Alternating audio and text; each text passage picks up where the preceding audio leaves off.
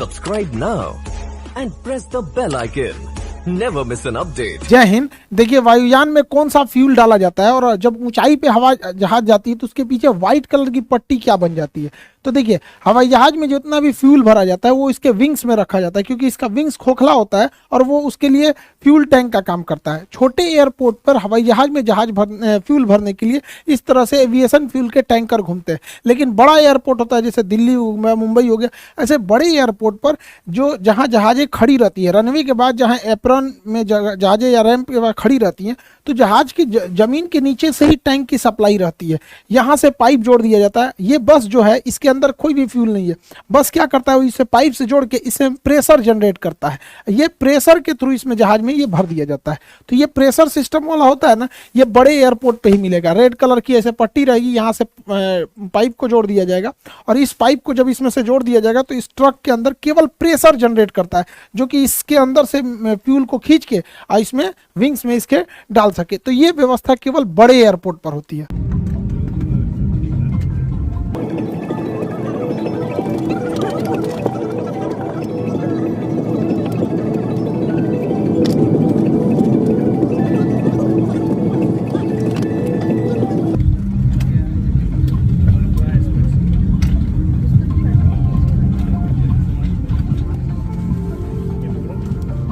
जहाज में जो फ्यूल डाला जाता है वो इसके विंग्स में होता है, आउटर, इनर, सेंटर, फिर इनर और आउटर विंग्स में ही भरा जाता है।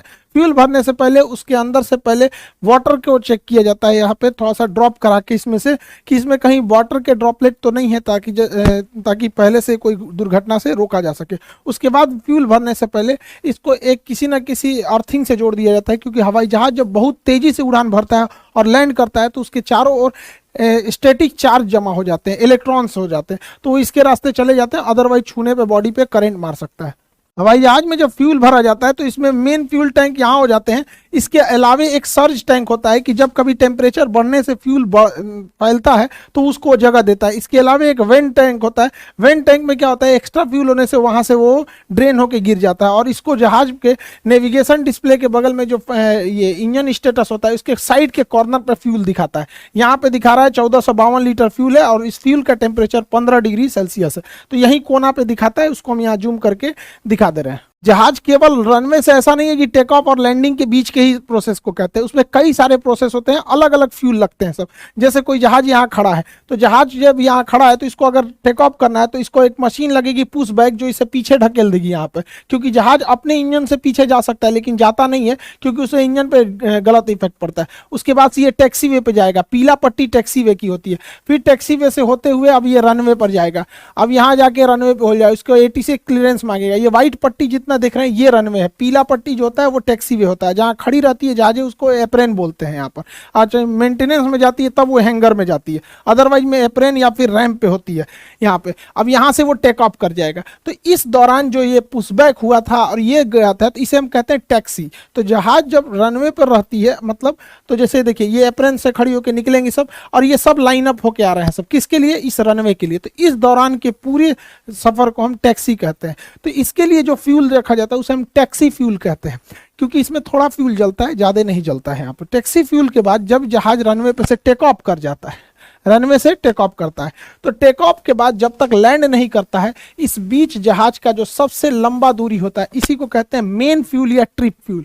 जहाज का मेन फ्यूल को ही ट्रिप फ्यूल कहते हैं। ये टेक ऑफ से लेके लैंडिंग तक का होता है।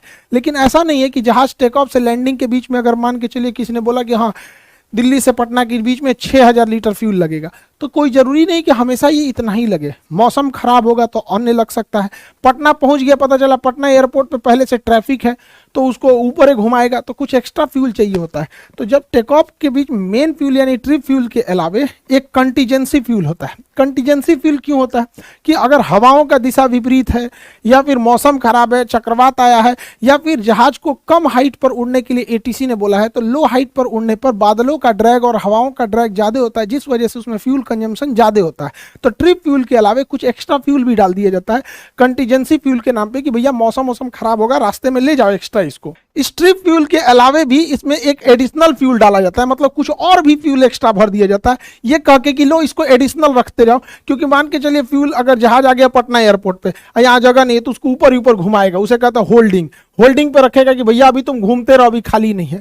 उसके बाद जब खाली होगा रनवे तब कहेगा उतरो। तो कभी कभी क्या होता है, उतरने के दौरान अचानक पायलट को लगता है कि नहीं नहीं यह गड़बड़ हो गया, थोड़ा मेरा हाइट तो ज्यादा ही रह गया, हम एक काम करते हैं अगली बार आते हैं, तो उसे कहते हैं गो अराउंड। उतरते उतरते रहेगा फिर वापस घूम जाएगा, तो उसे कहेंगे गो अराउंड। उसमें भी फ्यूल एक्स्ट्रा लगता है, तो कुछ एक्स्ट्रा फ्यूल दिया जाता है। कभी कभी क्या होता है, जहाज रनवे पर टच डाउन करा देता है, उतार देता है, लेकिन उसको लगता है कि भैया हमने कुछ ज्यादा ही दूर उतार दिया, रुकने से पहले ये लड़ जाएगी, एक काम करो वापस उड़ा देते हैं, तो उसे कहते हैं मिस अप्रोच। ऊपरे ऊपरे लेके चल गया गो अराउंड, इसे मिस अप्रोच। तो इसमें भी फ्यूल लगती है, तो कुछ एक्स्ट्रा फ्यूल और भर दिया जाता है उसमें, उसे हम कहते हैं एडिशनल फ्यूल। सब एक ही टैंक में जाता है लेकिन कर दिया जाता है।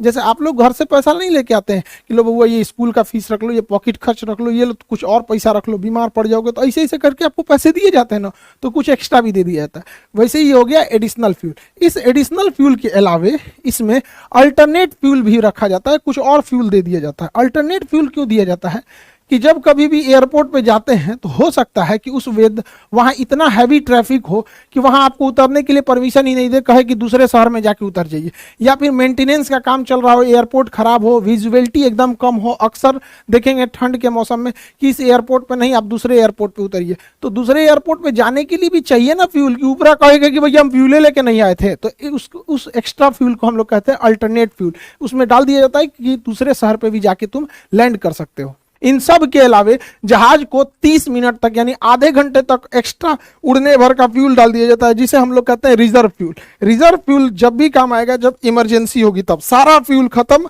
अब उसको पास महज आधे घंटे और उड़ान भरने के लिए फ्यूल बचा है, तो ऐसे फ्यूल को हम रिजर्व फ्यूल कहते हैं। ये बहुत रेयर केस में ही इसका यूज किया जाता है। तो जहाज में जितना फ्यूल होता है उस फ्यूल को हम कहते हैं block fuel. Block fuel 6 type के फ्यूल से होता है। इसका कुछ taxi fuel, trip, contingency, additional, alternate and reserve fuel, इन जितना फ्यूल बताएं इन सब को जोड़ देंगे तो उसे कहते हैं ब्लॉक फ्यूल। तो जहाज कितने फ्यूल को लेके जाता है? ब्लॉक फ्यूल को, ताकि वो अपने ब्लॉक टाइम पर अपना उड़ान भर सके। अब ब्लॉक टाइम क्या होता है? देखिए, ब्लॉक फ्यूल तो जितना फ्यूल का कंजम्पशन होता है लैंडिंग से लेके टेक ऑफ से लैंडिंग के बीच में, उसे हम लोग ब्लॉक फ्यूल कहते हैं। ब्लॉक टाइम क्या होता है?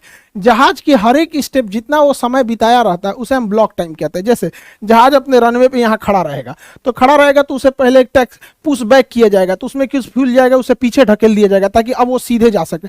इसके बाद ये टैक्सी वे पे जाएगा, तो फिर टैक्सी वाला फेज आ गया। उसके बाद ये टेक ऑफ करेगा, तो टेक ऑफ फेज हो गया। उसके बाद क्लाइम करेगा और ऊपर जाएगा। क्लाइम के बाद आता है अगला स्टेप आता है क्रूज। अब ये सीधा उड़ता है। क्रूज में ही सबसे ज्यादा टाइम होता है। जहाज सबसे ज्यादा समय अपने क्रूजिंग टाइम देता है। यहाँ जहाज में कोई दिक्कत नहीं आती है, टर्बुलेंस भी बहुत कम देखने को मिलता है। इसी समय सारे एयर होस्टेस खाना वगैरह परोसती हैं, इसी में सबसे ज्यादा समय बिताया जाता है। फिर जब रनवे एयरपोर्ट से लगभग 150 किलोमीटर दूर रहते हैं, 150 से 200 किलोमीटर, तो पायलट उतरने की तैयारी करता है और बोल देता है we are going to descend. अब उसके बाद क्या नंबर आता है? 6वां नंबर डिसेंट का। अब धीरे धीरे पायलट नीचे उतरता है। डिसेंट के बाद एयरपोर्ट के पास वो होल्डिंग आ जाता है। होल्डिंग मतलब वो चक्कर लगाता है कि अब कौन से डायरेक्शन से उतरना है। उसके बाद जैसे उसे क्लियरेंस हो जाता है वो अप्रोच करता है।